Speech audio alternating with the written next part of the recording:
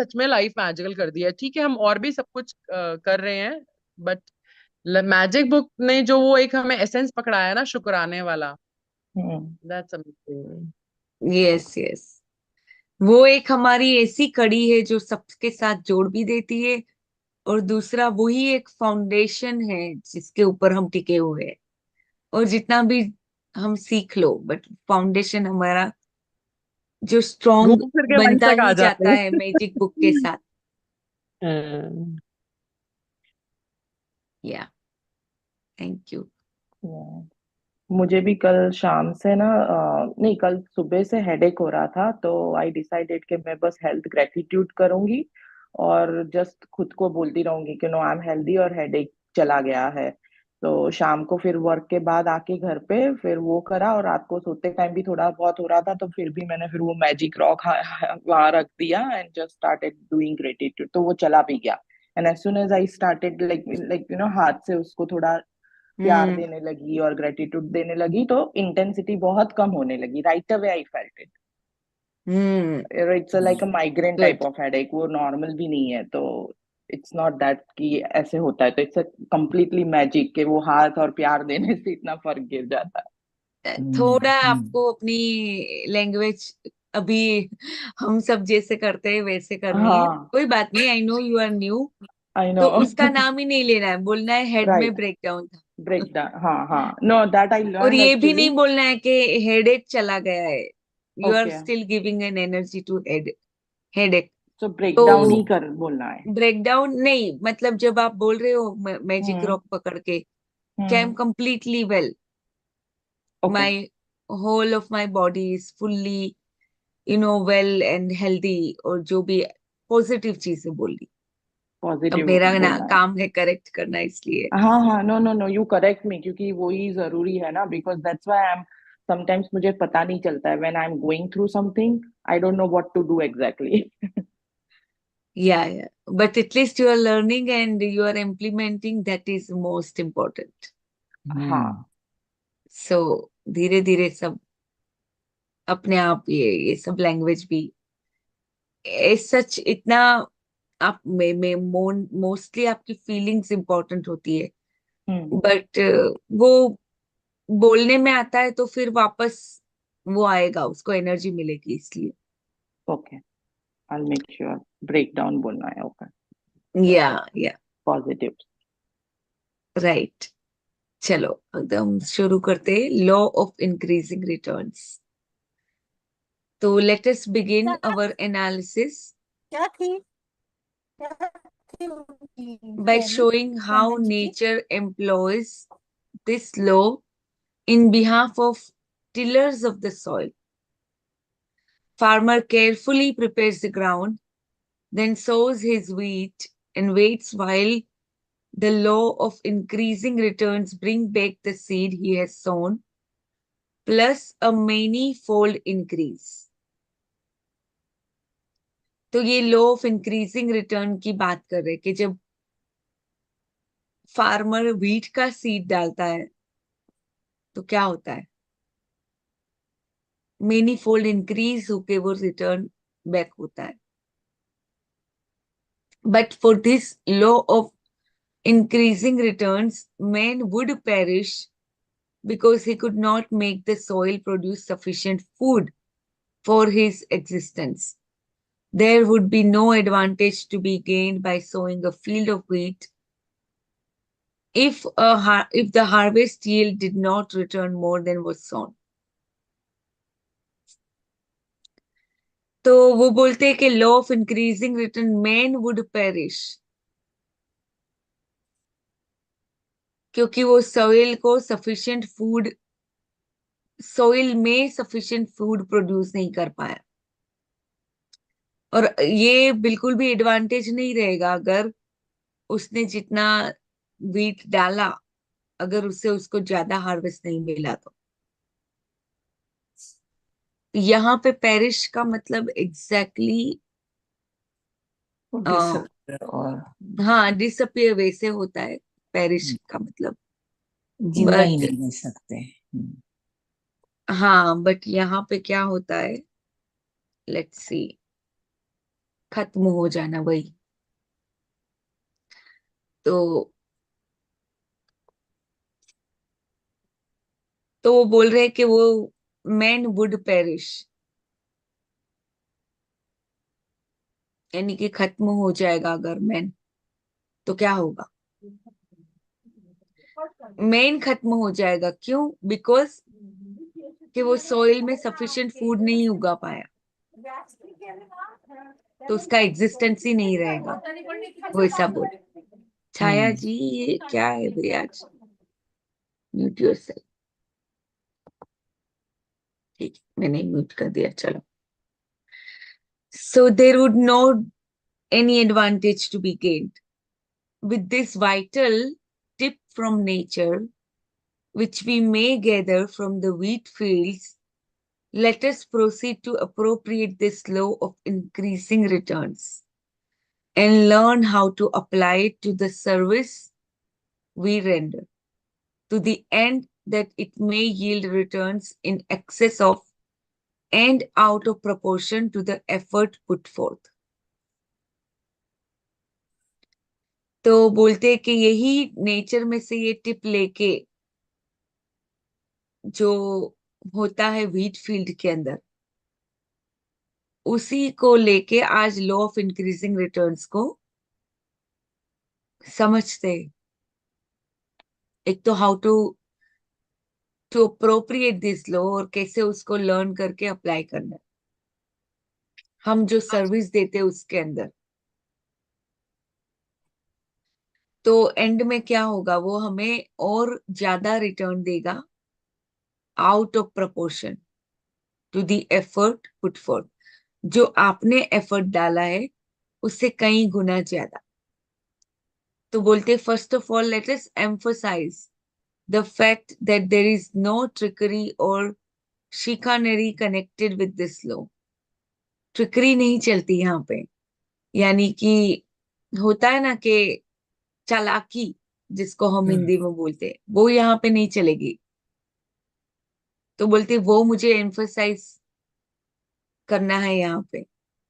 Although quite a few seem not to have learned this great truth, judging by the number who spend all of their efforts either trying to get something for nothing or something for less than its true value. तो पहले बोलते हैं कि भाई, एक तो first of all मुझे ये लेट अस एम्फसाइज, यानी कि चलो पहले तो ये इस चीज को ज्यादा महत्व देते हैं कि यहाँ पे ट्रिकरी या ऐसी कुछ चीजें नहीं चलेगी। और बहुत ही कम लोग हैं जिन्होंने ये ट्रूथ को समझा हुआ है।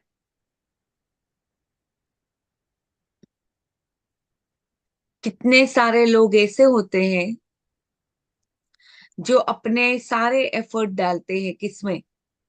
Trying to get something for nothing, और something for less than its true value.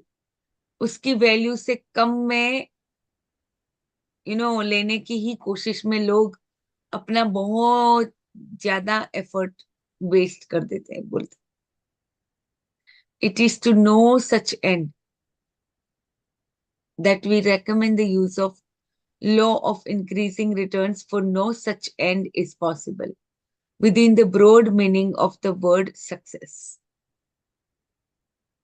Another remarkable and noteworthy feature of the law of increasing returns is the fact that it may be used by those who purchase service with as great returns as it can be by those who render service. For proof of which we have but to study the effects of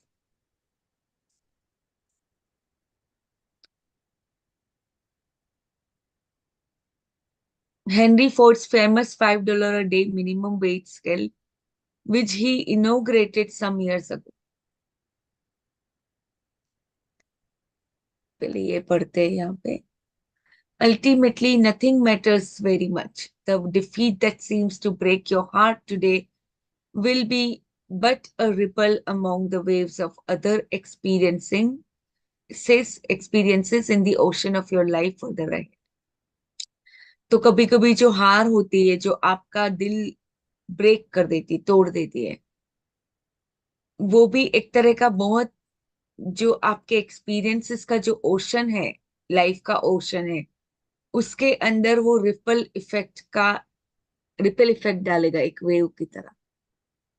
जब wave में हम पत्थर फेंकते तो कैसे wave का ripple effect आता है, वैसे ही बोले भले आप डिफीट हुआ आपका, बट वो आपको एक तरह का जीवन में एक्सपीरियंसेस के उसमें आपको एक तरह की रिपल इफेक्ट देगा।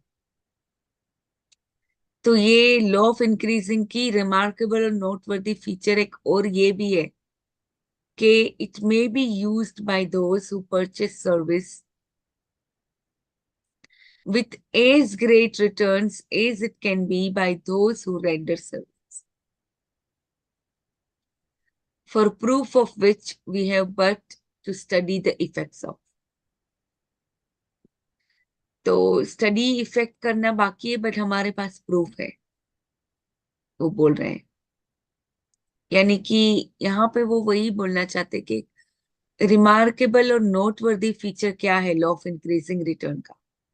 यानी कि बहुत ही रिमार्केबल मतलब बहुत ही इंपॉर्टेंट, नोटवर्दी यानी कि नोट करने लायक, वो एक जो लॉ ऑफ इंक्रीजिंग रिटर्न का फीचर है, वो उन लोगों से यूज होगा जो सर्विसेज खरीदते हैं।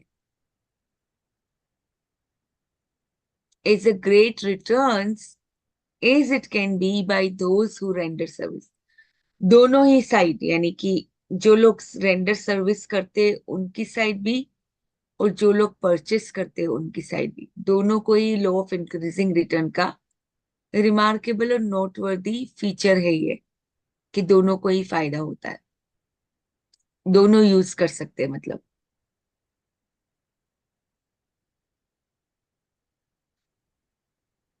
तो हेनरी फोर्ड का फेमस जो $5 डे मिनिमम वेज स्केल था, उन्होंने थोड़े इयर्स पहले ही इनोग्रेट किया था। Those who are familiar with the facts say that Mr. Ford was not playing the part of a philanthropist when he inaugurated this minimum wage scale.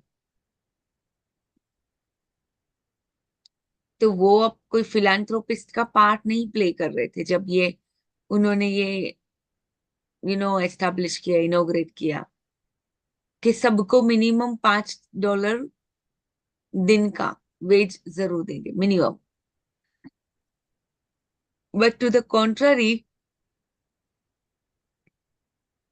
he was merely taking advantage of a sound business principle which has probably yielded him greater returns in both dollars and goodwill than any other single policy ever inaugurated at the Ford plant.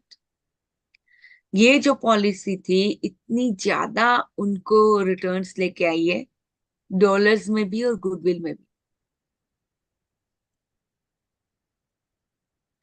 तो ये जो business का principal है ना, sound business principal, कौन सा? Law of increasing returns, बस उनका उसका वो फायदा ही उठा रहे थे और कुछ नहीं। By paying more wages than the average, he received more service and better service than the average. तो उन्होंने जब ज्यादा पे किया तो उनको सामने सर्विस भी इतनी ही बेटर मिली, एवरेज से ज्यादा। At a single stroke, through the inauguration of that minimum wage policy, Ford attracted the best labor on the market and placed a premium upon the privilege of working in his plant. I think Amazon भी इसी तरह की चीज लेके आया था, पता है, कि मिनिमम इतना फेच कुछ, अगर मार्केट में 13 या 12 चल रहा था उस टाइम पे, Amazon लेके आया था कि 14 मिनिमम देगा उनके एम्प्लॉइज को। अभी Amazon को ही देख लो कहाँ से कहाँ पहुंच गया। तो हो सकता है वो फोर्ड में से इंस्पायर्ड हुआ था। बट वो बोलते हैं कि जब ये मिनिमम पॉलिसी इन्होंने की इनोग्रेट, उसके बाद बेस्ट लेबर जो मार्केट में था उनकी तरफ अट्रैक्ट होने लगा. I have no authentic figures at hand bearing on the subject, but I have sound reason to conjecture that for every $5 Ford spent under this policy, he received at least $7.50 worth of service. सामने अगर उन्होंने $5 दिए लोगों को, तो उनको सामने $7.50 का फायदा हुआ. वो बोल रहे हैं सामने मतलब वापस से रिटर्न मिला. I have also sound reason to believe that this policy enabled Ford to reduce the cost of supervision. तो लोग अपने आप इतने मोटिवेट होते होंगे कि उनको सुपरवाइज करने की भी जरूरत नहीं थी, तो उसमें भी उनकी कॉस्ट रिड्यूस हो गई. Because employment in his plant became so desirable that no worker would care to run the risk of losing his position.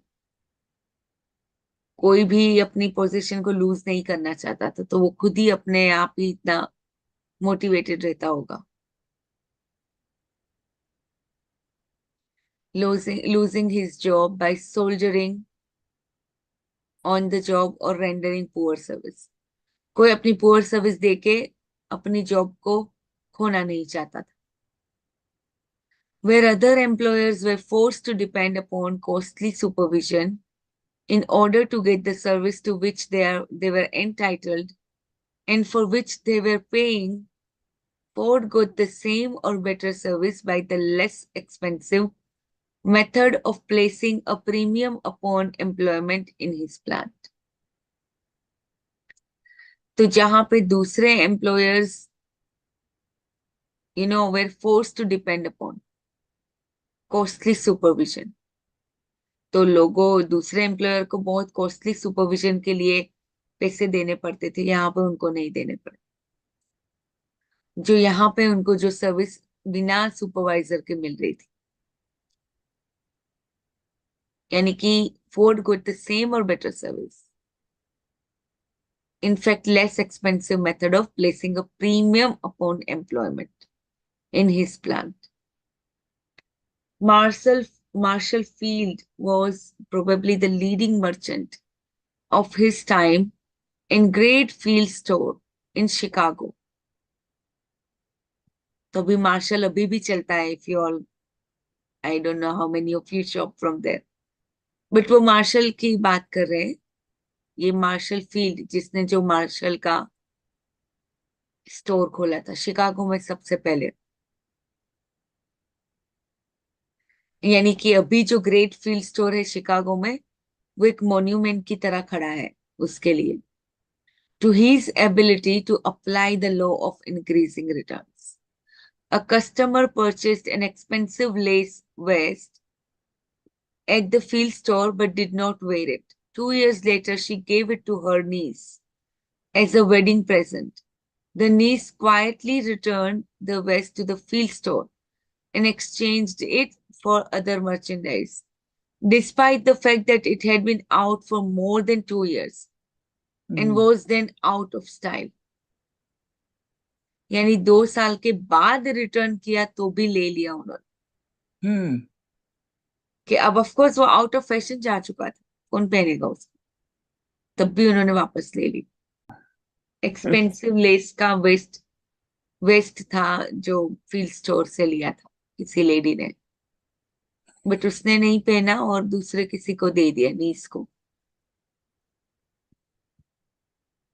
Not only did the field store take back this waste, but what is of more importance, it did so without argument.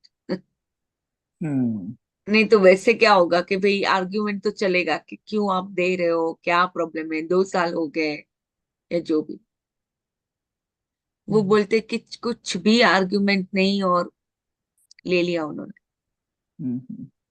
Of course, there was no obligation, moral or legal, on the part of the store to accept the return of the West at that late date, which makes the transaction all the more significant.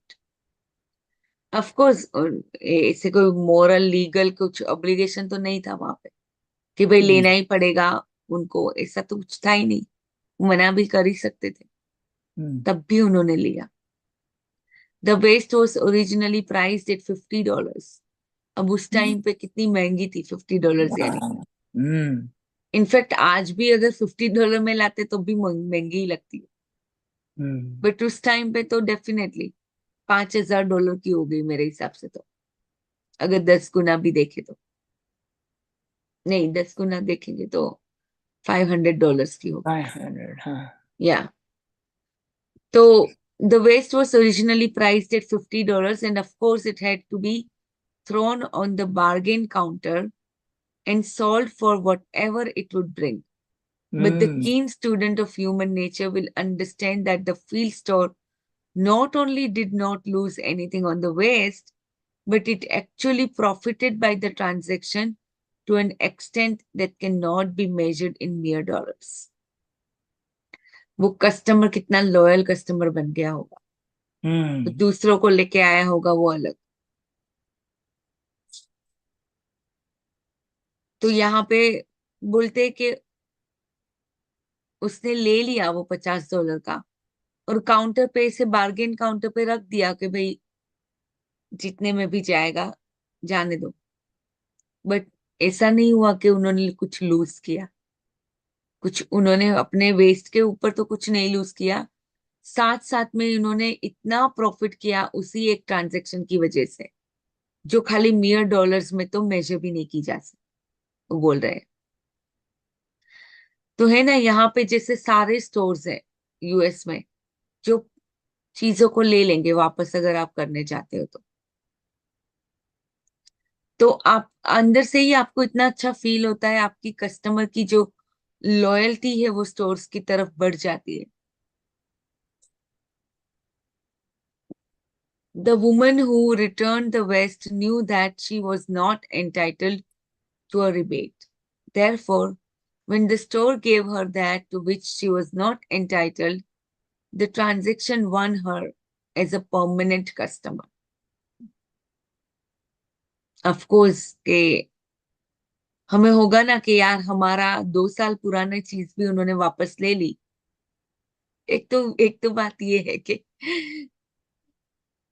Of course यानी उसको नहीं पता होगा शायद कि वो 2 साल पुरानी थी, बट क्योंकि उसको तो वेडिंग में गिफ्ट मिली ना वो नीस को तो, बट तब भी जब वो उसने रिटर्न किया तो डेफिनेटली उसको जो ट्रांजेक्शन हुआ वहां पे जिस तरह से कर्टियस वे में उन लोगों ने ले लिया बिना कुछ सवाल किए, तो उसको बहुत अच्छा लगा अंदर से, वो परमानेंट कस्टमर जैसे बन गई।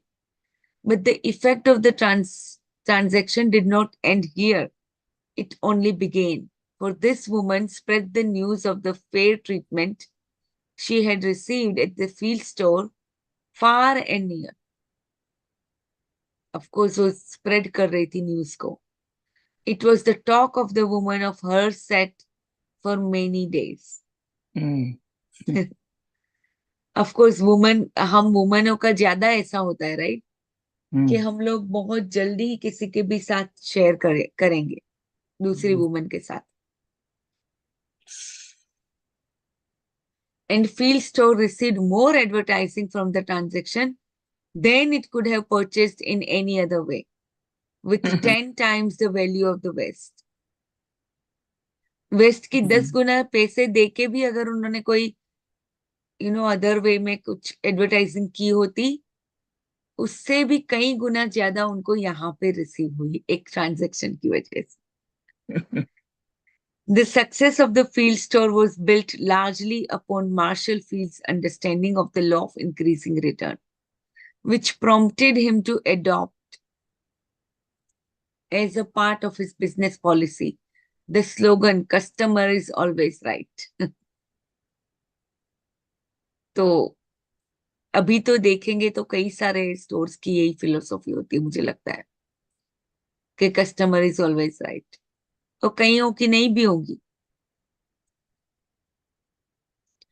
तो मार्शल फील्ड को ये पता था, उनको ये अंडरस्टैंडिंग थी लॉ ऑफ इंक्रीजिंग रिटर्न्स की, इसीलिए वो फील्ड स्टोर बहुत सक्सेसफुल था। When you do only that for which you are paid, there is nothing out of the ordinary to attract favorable comment about the transaction.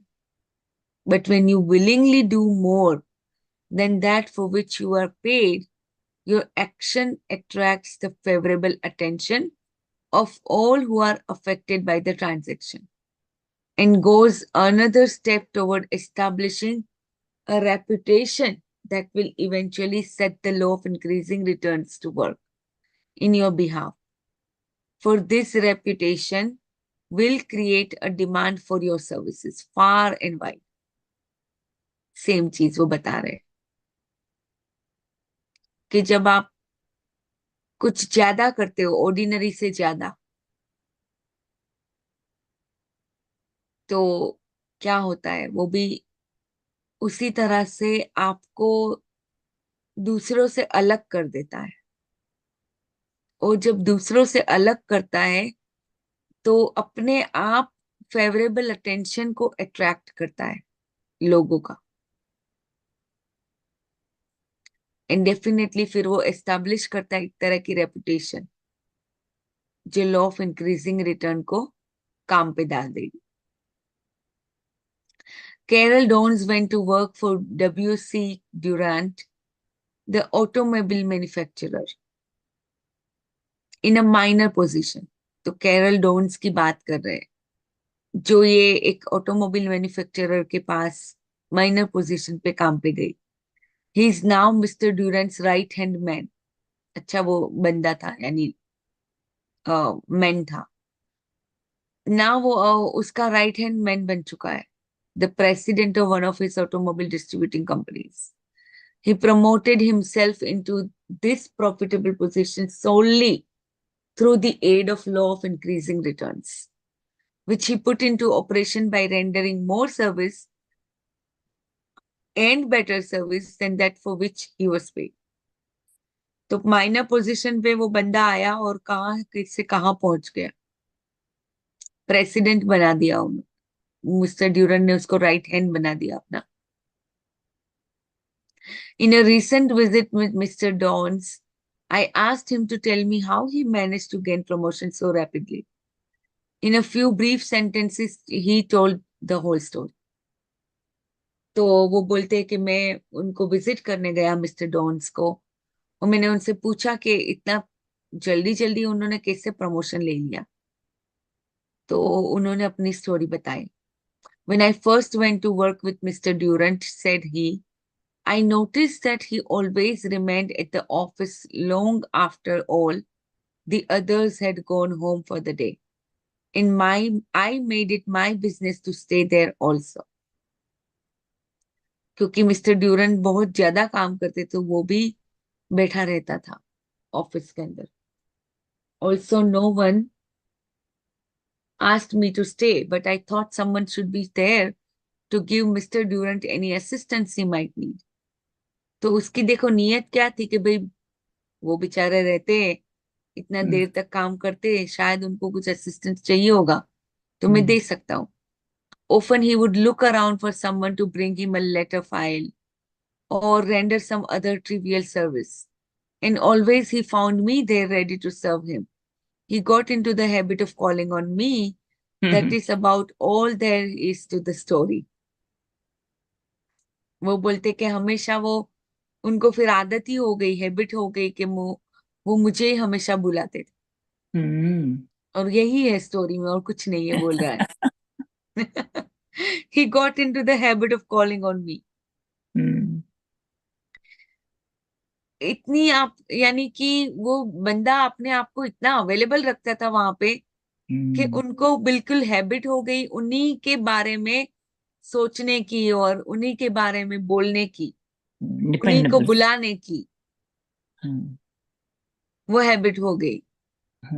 यानी देखो ना कि आपके सामने वो बंदा बार बार आ रहा है जो आपको इतना सर्व कर रहा है, तो आपको और कोई दिखेगा?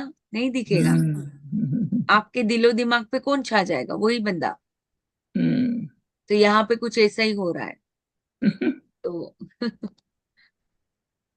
to love praise but not worship it, and fear condemnation but not go down under it is evidence of a well balanced personality. तो हाँ, लव को मतलब प्रेज अगर मिलती है आपको, कोई तारीफ मिलती है, तो डेफिनेटली उसको love, to love praise but not to worship it, यानी कि उसी को फिर वर्शिप करने लग जाओ, ऐसा नहीं होना चाहिए।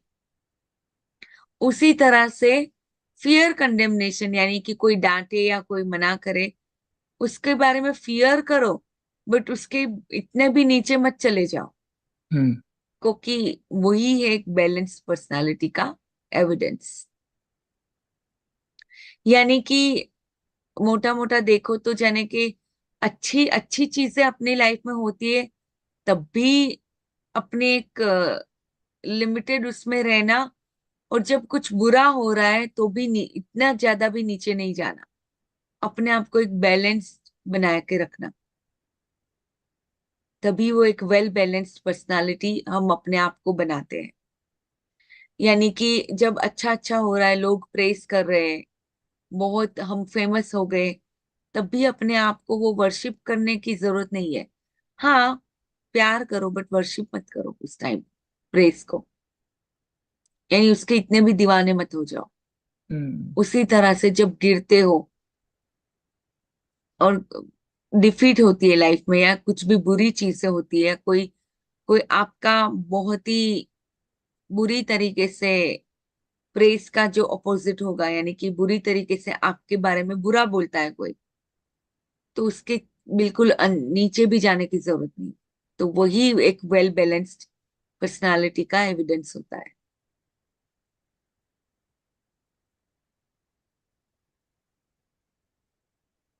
वो बोलते, read that sentence again, he got into the habit of calling on me, for it is full of meaning of the richest sort. Why did Mr. Durant get into the habit of calling on Mr. Dons? Because Mr. Dons made it his business to be on hand where he would be seen. He deliberately placed himself in Mr. Durant's way in order he might render service that would place the law of increasing returns back of him. Was he told to do this? No. Was he paid to do it? Yes. He was paid by the opportunity it offered for him to bring himself to the attention of the man who had it within his power to promote him. तो इसके ही हाथ में था ना power, तो Durand के हाथ में।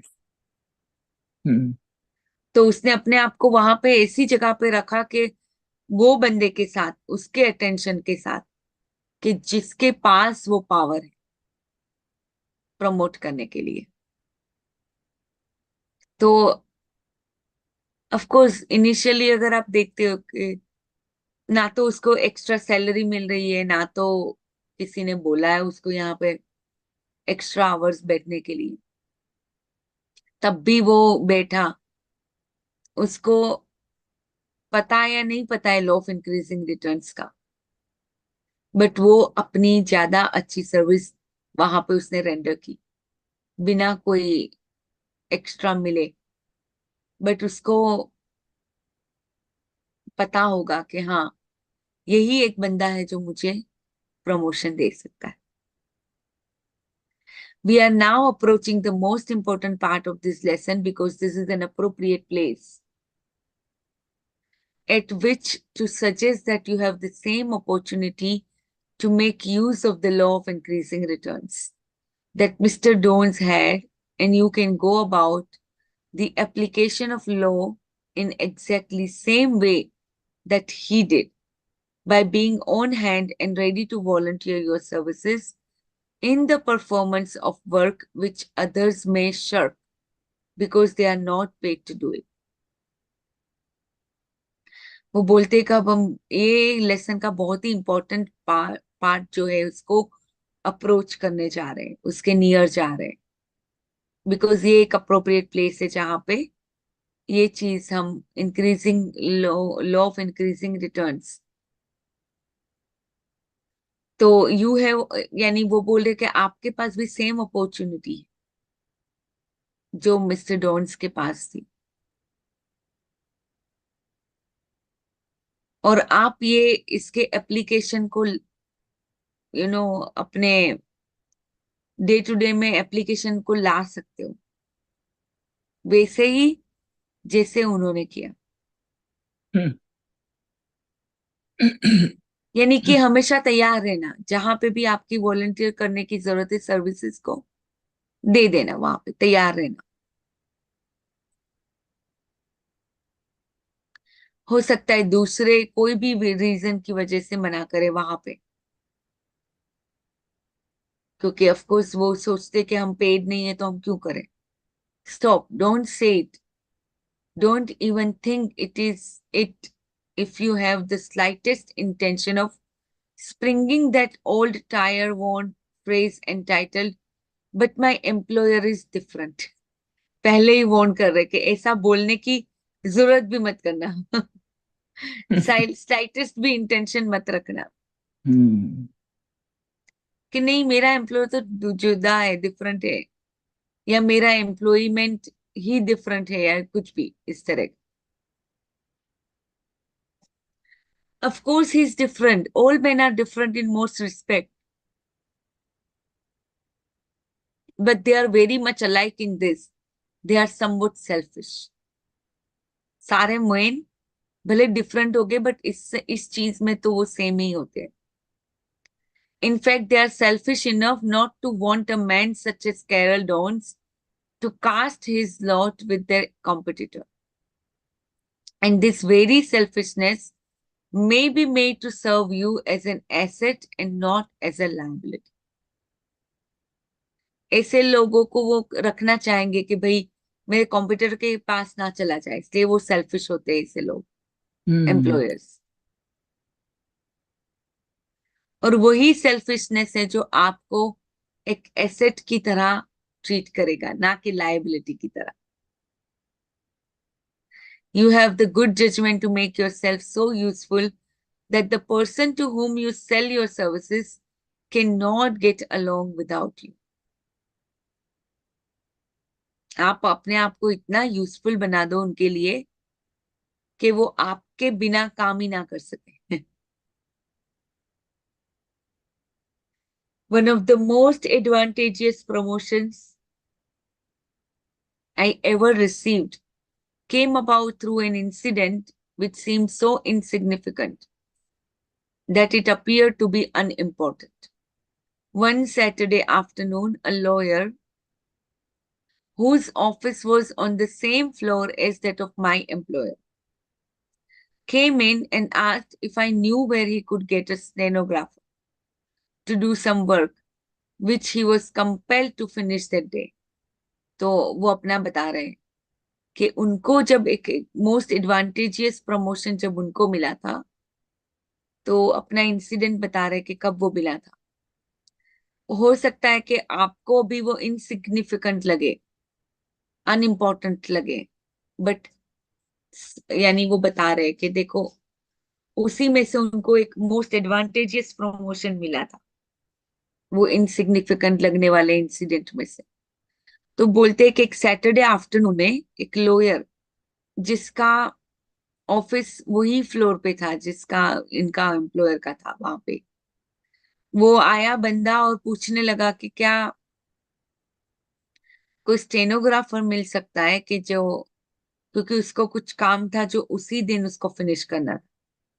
I told him that all of our stenographers had gone to the ball game and that I would have been gone had he called 5 minutes later, but that I would be very glad to stay and do his work as I could go to a ball game any day and his work had to be done then। वो बोला मैं भी जाने वाला था, सारे stenographer भी वहीं पे गए हैं, मैं भी जाने वाला था, बट आई एम ग्लैड कि चलो मैं रुक के आपका काम कर लेता हूँ, बॉल गेम में तो मैं कभी भी जा सकता हूँ क्योंकि आपको आज जरूरत है। I did the work for him, and when he asked how much he owed me, I replied, "Oh, about $1,000, as long as it is you. If it were for anyone else, I wouldn't charge anything." He smiled. He smiled and thanked me। तो सामने तो जब उसने बोला कि भाई कितना आपको देना होगा, तो ऐसे ही मजाक किया कि आप हो तो 1000, नहीं तो कोई और होता तो मैं कुछ नहीं लेता. Little did I think when I made that remark that he would ever pay me $1,000 for that afternoon's work, but he did. तो ऑफ कोर्स उन्होंने तो ऐसे ही काम करके दिया, फ्री में ही काम करके दिया. और उनको उस टाइम पे तो पता भी नहीं था कि वो $1,000 रियली पे करेंगे. But 6 months later, after I had entirely forgotten the incident, he called on me again and asked how much salary I was receiving. तो 6 महीने बाद, जब वो तो इंसिडेंट पूरा भूल चुका था, हम्म उस टाइम पे उसने वो उसको उनको बुलाया वहां पे और पूछा कि वो कितनी सैलरी ले रहे थे वहां से. When I told him, he informed me that he was ready to pay me that $1,000, which I had laughingly said I would charge him for the work I had performed for him. And he did pay it by giving me a position at $1,000 a year increase in salary. वाह. तो definitely जो भी उनके मुंह से निकला था वो सच हो गया बेसिकली. वो बोलते कि तुमने उस दिन तो ऐसे ही बोला था लाफिंगली कि $1,000, तो मैं तुम्हें हम्म $1,000 ज्यादा पगार देता हूँ, यहाँ पे आ जाओ काम करने के लिए. हम्म Unconsciously, I had put the law of increasing return to work in my behalf that afternoon by giving up the bowl game and rendering a service which was obviously rendered out of a desire to be helpful and not for the sake of monetary consideration. खाली helpful होने के लिए उन्होंने वो उस दिन वो काम किया था, राइट? बट उन्होंने वो लॉ ऑफ इंक्रीजिंग रिटर्न के उसको काम पे लगा दिया, समझ लो, वो आफ्टरनून में उनके बिहाफ पे. It was not my duty to give up my Saturday afternoon, but it was my privilege. वो उनका प्रिविलेज बन गया. Furthermore, it was a profitable privilege because it yielded me $1,000 in cash and much more responsible position than the one I had formerly occupied. It was Carol Dawn's duty to be on hand until the usual quitting time, but it was his privilege to remain at his post after the workers had gone, other workers had gone. And that privilege, properly exercised, brought him greater responsibilities and a salary that yields him more in a year than he would have made in a lifetime. In the position he occupied before he exercised the privilege. तो ये कोई एब्लिगेशन नहीं है, ये privilege है कि ज्यादा service देना, वो बोल रहे हैं यहाँ पे. तो वो भी उनका भी प्रिविलेज था. कैरल डोन्स का ड्यूटी नहीं था बट प्रिविलेज था कि जब दूसरे लोग चले जाते थे तब भी वो वहां पे रुकते थे. और वही चीज जो उन्होंने की उनको क्या लेके आई, सैलरी में जो पूरे लाइफ टाइम में वो नहीं बना सकते थे वैसी सैलरी और बहुत ही ज्यादा responsible position.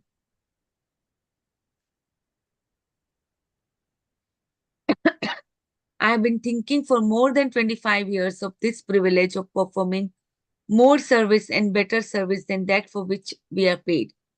And my thoughts have led me to the conclusion that a single hour devoted each day to rendering service for which we are not paid can be made to yield bigger returns than we received from the entire remainder of the day.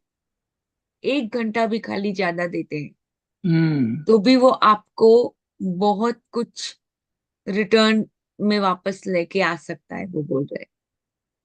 खाली 1 घंटा आप अगर service ज्यादा देते हो जिसके लिए आप पेड फॉर नहीं हो.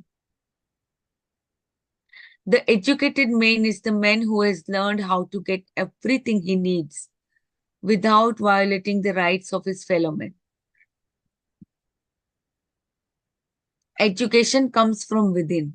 You get it by struggle and effort and thought. Education हम जिसको समझते वो एजुकेशन नहीं है.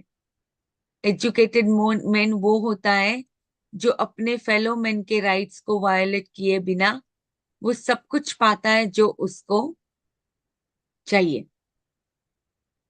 और एजुकेशन कहीं बाहर से नहीं आता, वो विद इन से आता है, अंदर से आता है. और आप उसको कैसे पाते हो?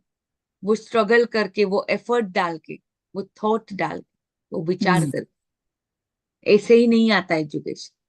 हम्म होता है ना, एक्सपीरियंशियल आता है बोलते हैं. हम्म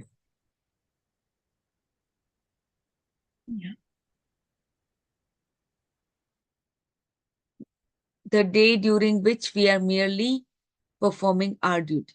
We are still in the neighborhood of most important part of this lesson. Therefore, think and assimilate as you pass over these pages.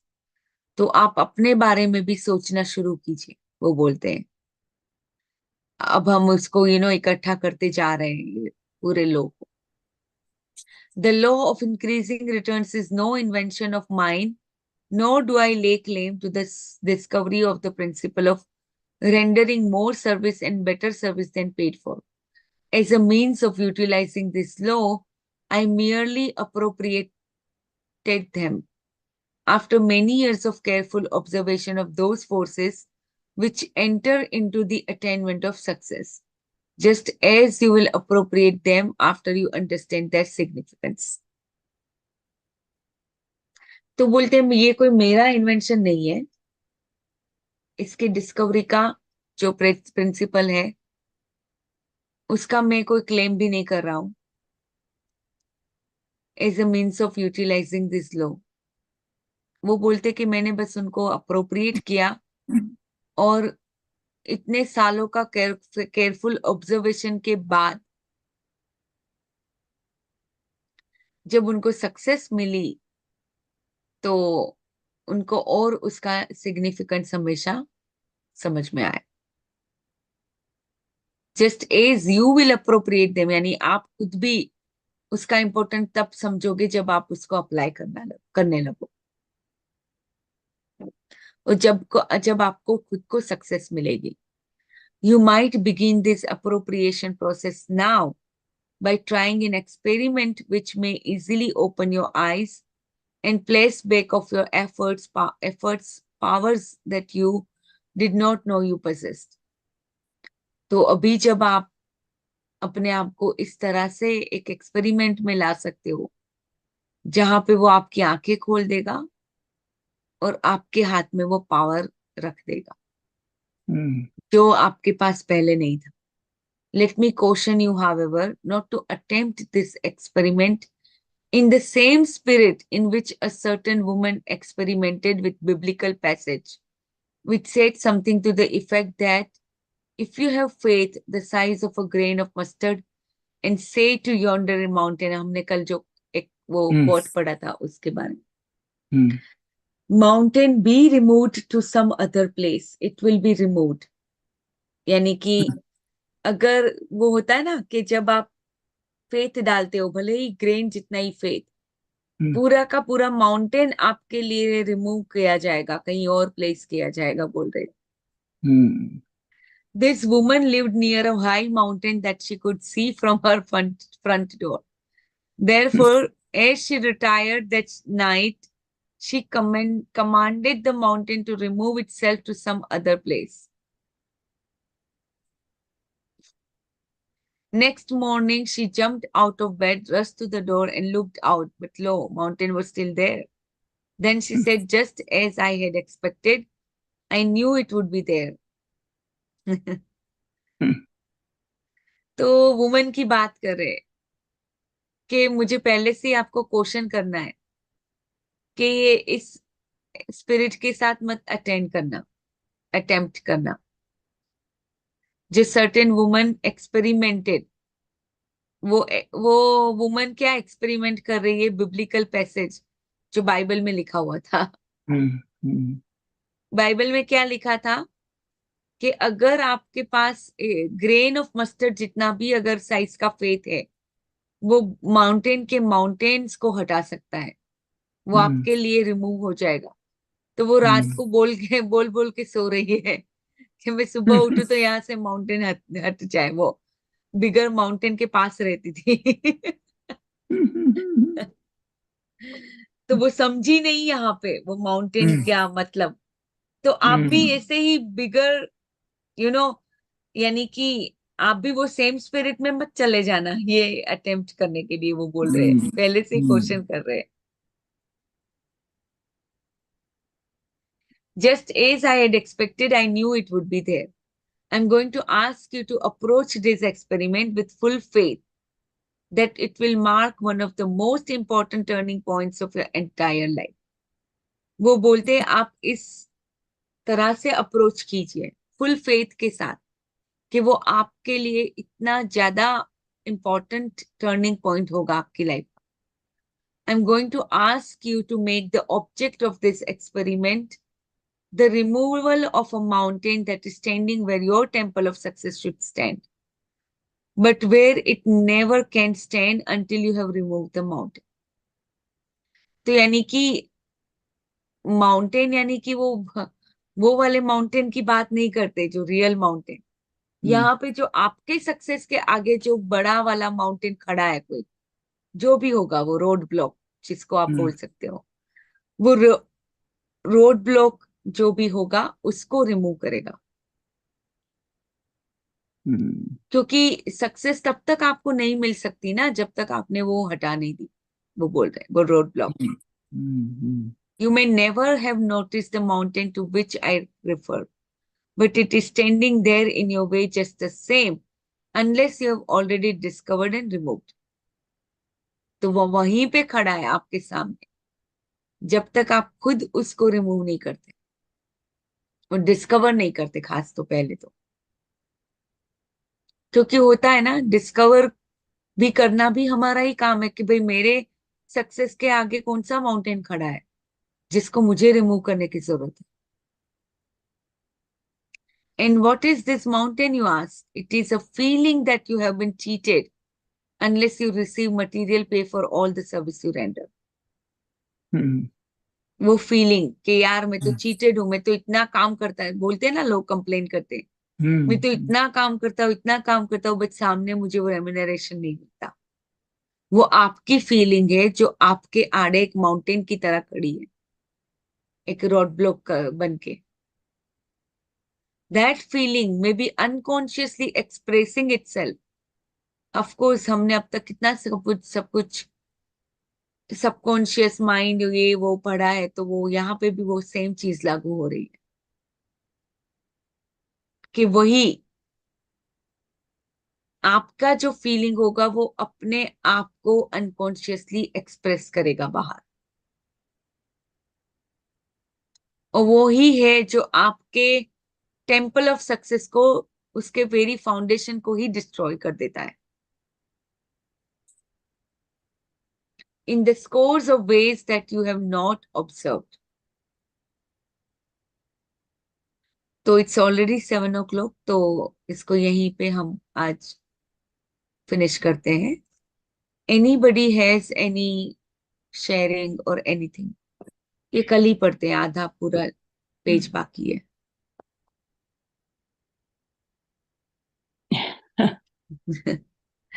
Beautiful right? ये कितने बहुत धीरे धीरे धीरे से सिपिन करता जा रहा है।